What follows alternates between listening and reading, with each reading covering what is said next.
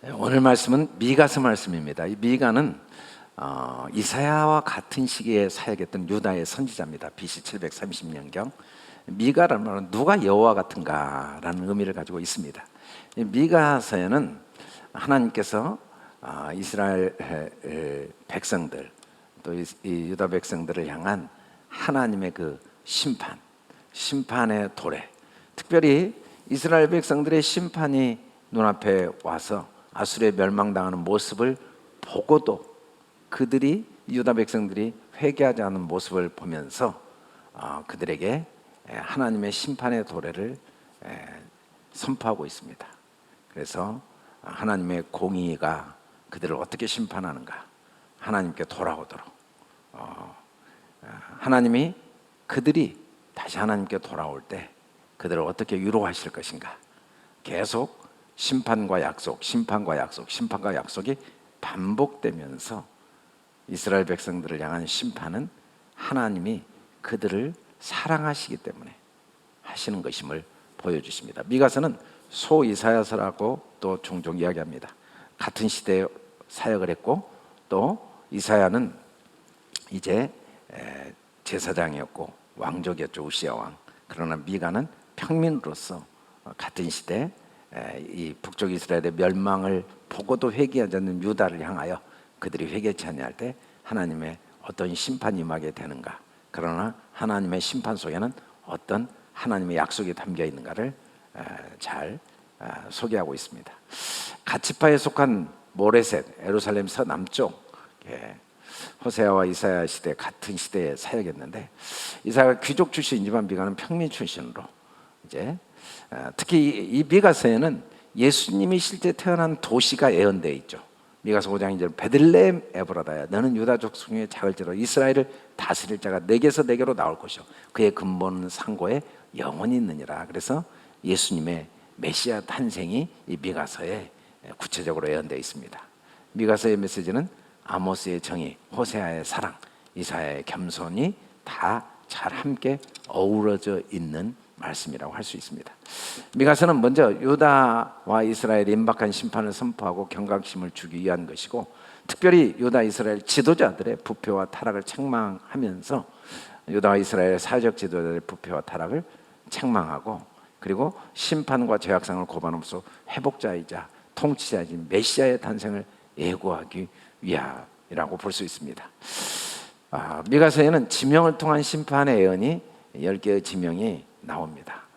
베들레아브라, 사빌, 사아난, 베데셀, 마롯, 라기스, 이런 지명들이 쭉 나오면서 이 지명을 통해서 그들의 죄악과 그들이 당하는 심판을 예언하고 있죠. 특별히 그 손에 힘이 있는 자들에 대한 책망, 그들이 빼앗고 탐하고 강탈, 하나님 주신 이 권세와 권력이 그들에게 오히려 저주가 되어버린 거죠. 반드시 그에 대해서 하나님이 심판하시겠다고 말씀합니다. 지도자들이, 우두머리들, 통치자들의 그 죄악, 선을 비호하고 악을 기뻐하며 가죽을 벗기고 뼈에 살을 뜯어먹을 정도로 그 권력과 그 권위를 가지고 악을 행하는 그들의 모습, 그들이 그 행위가 얼마나 악한가, 오히려 이들에게 주어진 권위와 그 권력이 그들에게 큰 저주가 되어버리고만 모습, 특별히 선지자들마저도 이들이 뇌물을 받고 싹쓸 위해 교훈하고 돈을 위해 점을 치듯이 여호와의 말씀을 전했던 그들의 모습, 이들로 말하면 시온은 가라앉은 밭이 되고 예루살렘은 무더기가 되고 성전사는 수풀의 높은 곳이 되어버리는 그 모습을 이야기하고 있습니다. 근데 하나님께서 이렇게 하신 진짜 이유는 뭔가? 여호와의 전에 산이 산들 꼭대기 굳게 서며 작은 산들이 뛰어나고 민족들이 그리로 몰려가게 하시기 위한, 곧 많은 이방 사람들이 가며 이르기를 오라, 우리가 여호와의 산에 올라가서 야곱의 하나님의 전에 이르자. 그가 그 도를 가지고 우리에게 가르치실 것이니 우리가 그의 길로 행하리라 하니 율법이 시온에서 나올 것이요 여호와의 말씀이 예루살렘에서 나올 것이다. 결국은 하나님의 언약의 말씀으로 돌아오도록 하기 위한 하나님의 그 섭리와 계획 속에서 심판이 일어나고 있다는 걸 이야기하고 있습니다. 여호와의 산, 시온산, 예루살렘 말씀, 이건 한마디로 예수 그리스도, 하나님의 우리를 향한 사랑, 언약으로 돌아오게 하시기 위해서. 그래서 이 고난과 심판을 통해 사람들이 이제 이 자기들의 죄악을 회개하게 되고 하나님을 향하여 돌아오게 될 약속을 이야기하고 계시죠. 그 하나님의 말씀 안에 돌아올 때 어떤 역사가 일어나는가? 칼이 쳐서 보습이 되고 창이 쳐서 낫이 되고 전쟁을 연습하지 아니하게 되고 포도나무의 무화과 나무 아래 앉아서 두렵게 할 자가 없게 되어지고 강한 나라, 영원한 나라가 되어진다는 겁니다. 이건 말일은 언제가 말일이냐면 내 죄를 깨닫는 날이 말일입니다. 우리에게 우리의 어려움과 고난을 통해 이 주어지는 상황과 환경을 통해 나의 죄악이 깨달아지고 하나님의 언약 속으로 돌아온 순간, 그때 우리의 모든 이전 것들이 이제 오히려 그 나를 아프게 했던 것들이 보습이 되고 나를 쳤던 창이 낫이 되고 오히려 이제는 전쟁을 다시 연습할 필요가 없는, 두려움이 없는 강한 나라, 그 참된 영원한 생명을 얻게 되게 하시는 그 하나님의 왕국이 우리 안에 이루어지게 하실 약속을 하시고 계십니다. 심판을 하나님이 하시는 진짜 목적이 뭔가? 이들을 심판하시는 이유는 여호와의 뜻을 알지 못하며 그 계획을 깨닫지 못한 것이라. 여호와께서 그들을 다시 일으키시기 위해서 딸 시온이 일어나 칠자다, 내가 내 뿔을 무쇠같이 하며 내 굽을 녹같이 하리니 내가 여러 백성을 쳐서 깨뜨릴 것이다. 내가 그들을 탈취물을 구별하여 여호와께 드리며 그들의 재물은 온 땅에 주께 돌리리라.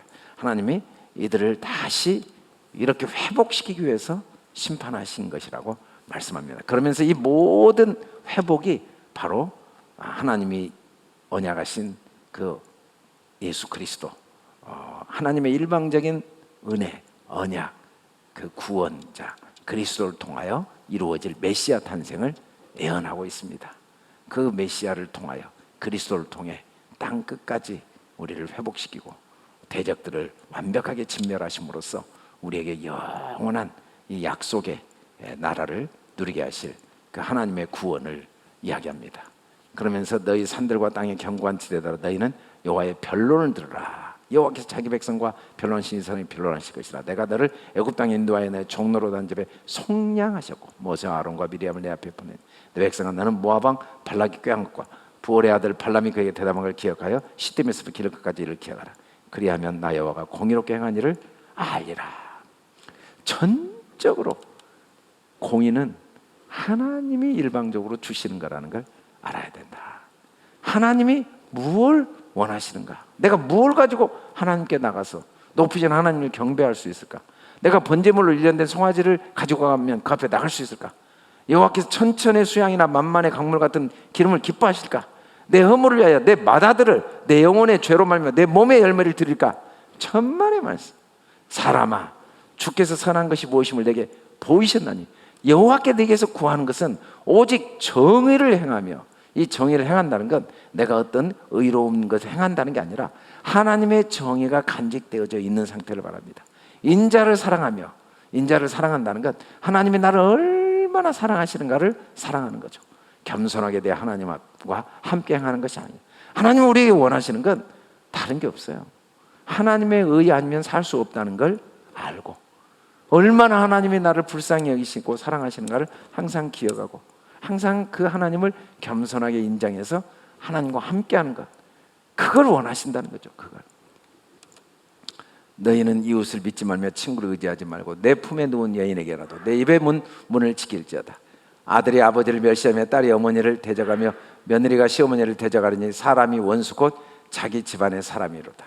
오직 나는 여호와를 우러러보며 나를 구원하시는 하나님을 바라보나니 나의 하나님이 나에게 귀를 기울이시로다.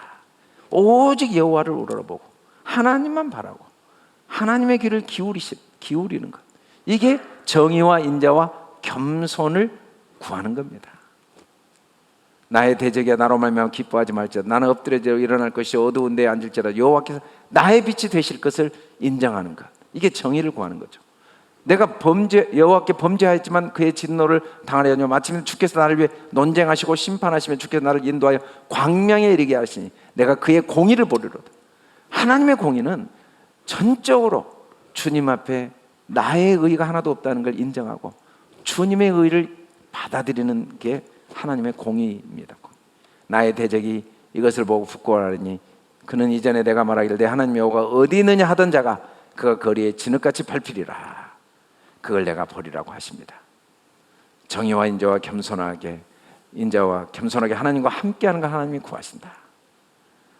구체적으로 허물을 사유하시고 인애를 기뻐하시며 진노를 오래 품지 아니하시는 하나님, 나를 불쌍히 여겨 우리 죄악을 발로 밟으시는 하나님, 모든 죄를 깊은 바다에 던져버리시는 하나님, 맹세하신 대로 성실을 베푸시며 인애를 다하시는 하나님, 이 하나님의 의만 의지하는 정의를 하나님이 원하시고 이 하나님의 인자하심, 십자가에 죽으시면서까지 보이신 그 하나님의 인자하심을 마음에 간직하는 인자를 원하시고 겸손히 하나님의 의와 하나님의 인자만을 의지하는 겸손을 원하시는 하나님, 그 하나님의 은혜가 우리 안에 항상 충만하게 임하기를 간절히 원하시는 하나님의 마음이 이 미가서를 통해 우리에게 잘 소개되어 있습니다.